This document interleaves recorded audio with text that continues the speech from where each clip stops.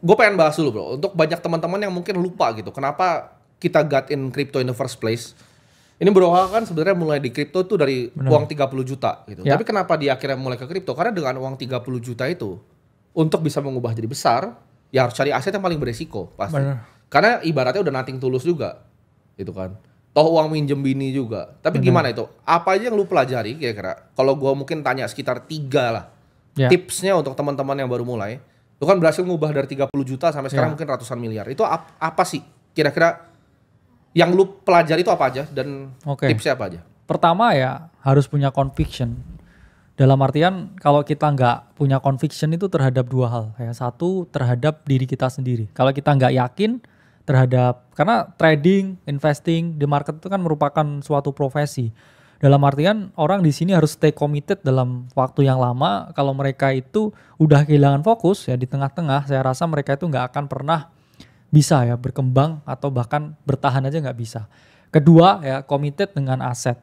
Karena apa? Karena kita masih melihat ya kripto ini 5-10 tahun ke depan itu tempat yang cukup menjanjikan.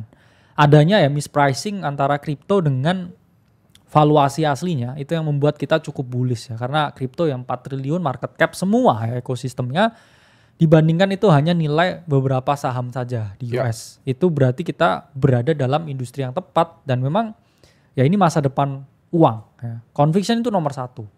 Ya. Kedua ya adaptability ya. Orang tuh harus adaptif karena saya di 2021 ya cara mainnya dengan sekarang tuh beda. Ya. Saya yakin di cycle selanjutnya juga pasti lebih beda lagi. Dalam artian gameplay itu selalu berubah ya. Karena hedge fund di kripto itu semua selalu punya prinsip 3N ya. New product ya, new concept, new naratif. Mereka tuh selalu ya cari sesuatu yang baru. Dan ketika kita nggak adaptif ya dengan sesuatu yang baru, ya kita nggak akan pernah ya bisa kemana-mana. Dan terakhir ya kita harus melihat risiko itu sebagai sesuatu yang pasti kita hadapi ya. Bahkan nggak di market, di bisnis pun pasti kita hadapi.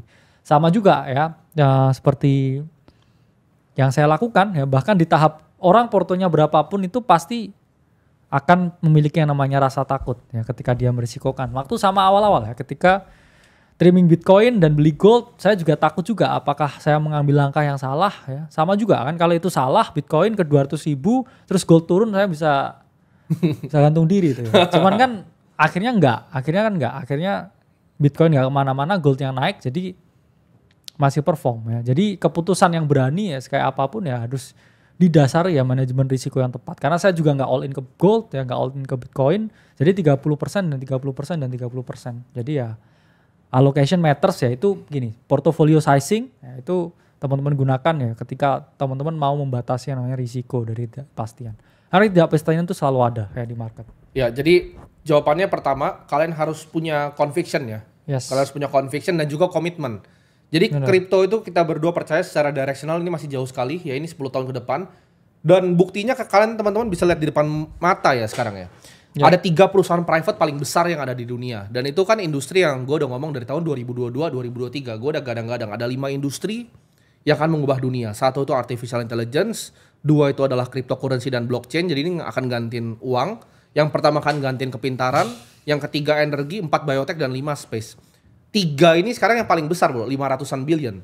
Itu Yes. 1 Tether USDT, Ya. 2 itu SpaceX punya Elon Musk ya, Space Exploration, dan yang ketiga OpenAI, yaitu industri artificial intelligence. Jadi apakah ada industri lain selain kripto yang bisa maju? Ada 4 yang lain. Tapi jawabannya gue berdua ini nggak ngerti 4 yang lain gitu. Yes. Kita ngerti yang paling kita ngerti kripto. AI kita nggak ngerti sama sekali. Kita bukan engineer, kita nggak ngerti language model. Jadi sebagai seorang investor atau sebagai orang yang ibaratnya mau dalam perjalanan untuk menjadi kaya, teman-teman juga harus sadar diri gitu. Apa yang bisa dikerjakan dan apa yang nggak bisa dikerjakan. Ya. Jadi satu itu conviction dan juga komitmen. Yang kedua itu adaptability bro ya. Ya. Karena kalau kita lihat dari siklus 2021 dan sekarang itu udah berbeda. Pasti. Pemainnya beda, PVP-nya beda, hedge fund yang main beda, semuanya beda. Bahkan sekarang orang ngomong bukan PVP lagi, tapi PVE. Ya. Player versus environment. Kadang kita didesain ke dalam suatu situasi artificial yang mana kita harus ngambil decision tuh sangat cepat sekarang. Betul. Itu. Ya, di kripto itu sangat cepat. Gamenya dulu mungkin kita bisa ya tebar jala ya. Saya cukup beruntung juga ya di 2021 saya tebar jala ya, beli beberapa ya Shiba Inu ya $100 terus bisa naik signifikan. Karena apa? Karena waktu itu pilihan tuh nggak sebanyak sekarang. Ya. Sekarang itu orang harus memiliki game plan yang berbeda ya. Kita harus chasing runner.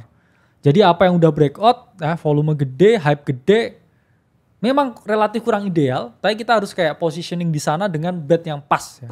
Betul. Persenannya cukup gede dan ya 2-3 kali lipat terus keluar. Betul. Sama kayak Aster kemarin kan, 2-3 kali lipat keluar juga. Ya. Betul. Habis itu selalu begitu. Terus habis itu kita lihat lagi runner selanjutnya apa.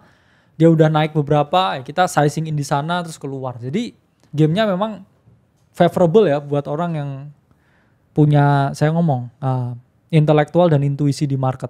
Ya.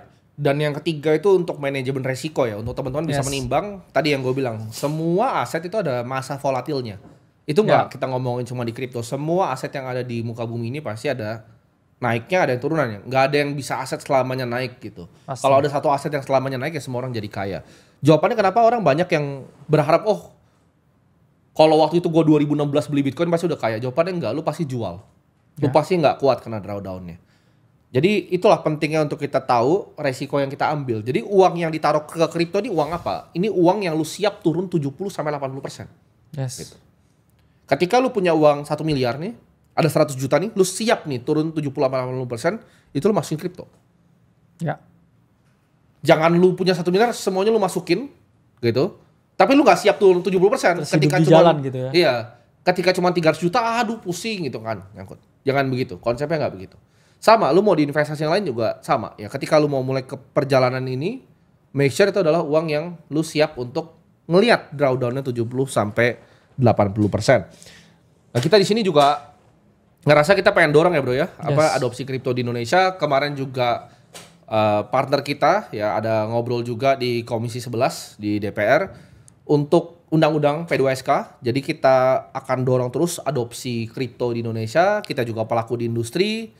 Kita juga sebagai owner dari sebuah exchange, kita juga punya owner dari sebuah platform. Tapi apa bro? Cita-cita lu untuk kripto di Indonesia ini jadi apa kripto di Indonesia ini? Ya kalau di Indonesia harus meningkat ya adopsi ya. Dalam artian kita kan memang oke ya matriksnya, tapi harusnya bisa lebih oke lagi ya.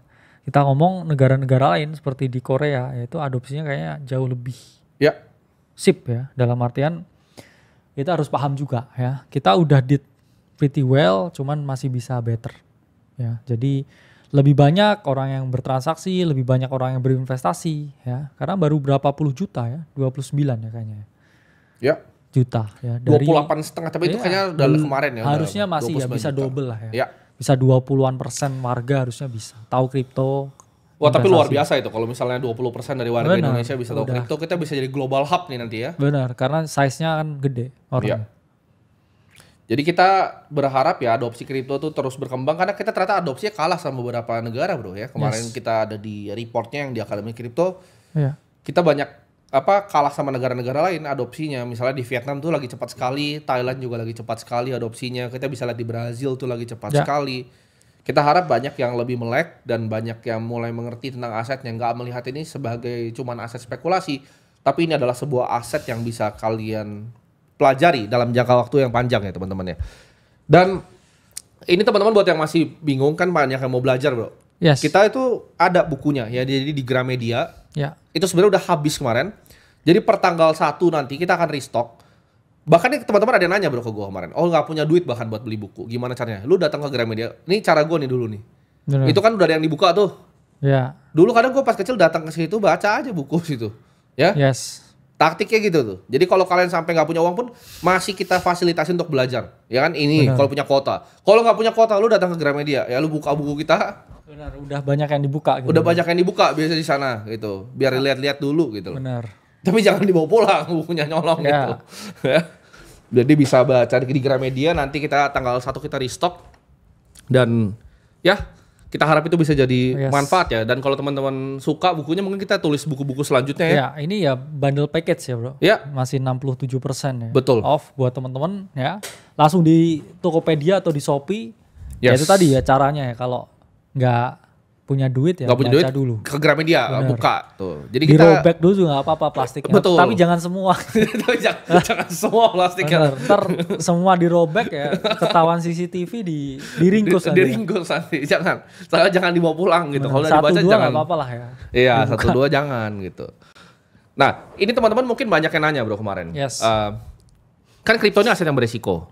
Ya. Mendingan kita diversifikasi atau kita konsentrasi di aset kripto. Karena mereka banyak yang nanya, oh kita kan berdua, lu punya gold dan lain-lain. Ya. Tapi apakah lu lakukan diversifikasi itu di saat lu itu nggak punya apa-apa?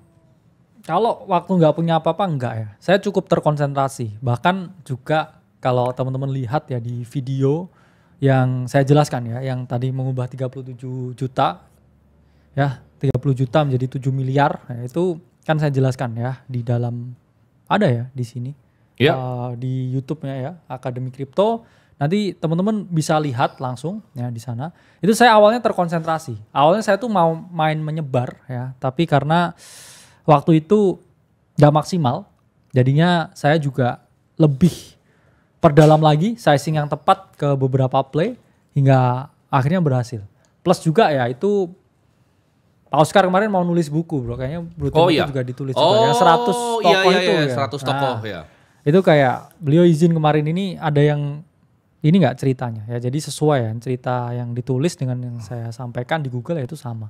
Awalnya terkonsentrasi. Oke, jadi tadi Bro Kakak sempat bilang bahwa penting untuk konsentrasi karena saya juga konsentrasi gitu. Kalau teman-teman nanya apakah gue itu orang yang diversifikasi? Iya, sekarang tuh ada sedikit lah diversifikasi walaupun mayoritas konsentrasi portofolio tetap di kripto. Diversifikasi itu untuk amanin aset aja teman-teman, dan itu kalau udah kaya.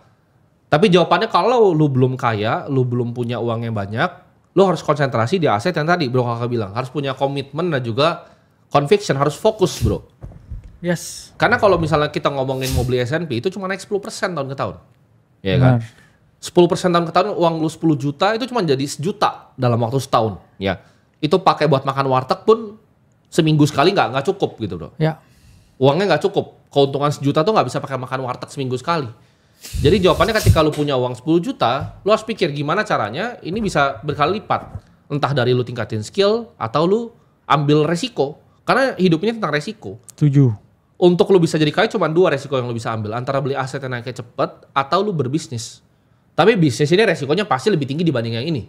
Menurut gua. Karena bisnis adalah resiko tertinggi yang manusia bisa ambil. Gitu. Kalau gagal ya lu harus bisa bayar karyawan dulu sebelum bayar diri sendiri. Gitu.